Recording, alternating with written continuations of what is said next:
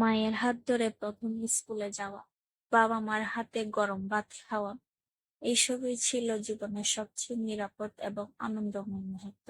বড় হওয়ার পরও বাবা মার কাছে নিজেকে সবসময় ছোটই মনে হয়। ওনারা আমার পৃথিবী, আমার আশ্রয়। বিয়ের পর পরীক্ষার জন্য বাবার বাড়িতে 1 মাস থাকার পর সেই দিনটা ঘনিয়ে আসলো যখন বাবা মাকে ছেড়ে শ্বশুর বাড়িতে চলে যেতে হবে।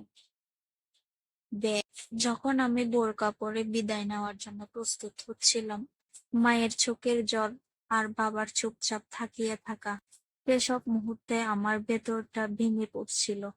বিদায়ের সময় বাবা বললেন, ভালো থাকিস, খুশি থাকিস।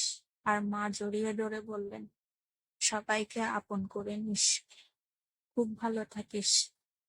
কিন্তু তাদের মুখের কথা আর চোখের জল একসঙ্গে মিশে গিয়েছিল। শ্বশুরবাড়ি আমাকে খুব ভালোভাবে গ্রহণ করেছে, কিন্তু মাঝে মধ্যে গভীর রাতে মনে হয়, যখন একা একা বসে থাকি, তখনও মনে হয় বাবা মা বোনের সাথে গল্প করার সময়গুলো কই।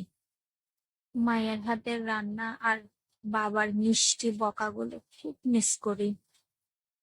জীবনের পরিবর্তন যতই বাস্তব হোক, বাবা মার স্মৃতি হৃদয়ে সবসময় তাজা থাকে।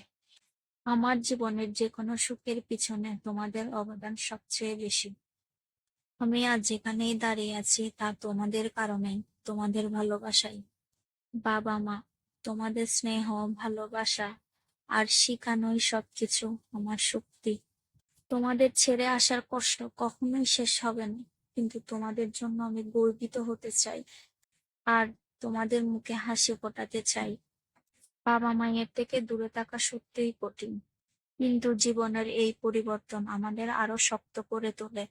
যারা এই অভিজ্ঞতার মধ্য দিয়ে গেছেন তারা জানেন এই অনুভূতির গভীরতা। সবাই বাবা মাকে ভালোবাসুন, তাদের সময় দিন, কারণ তারাই আমাদের শেকড়, আমাদের আশ্রয়।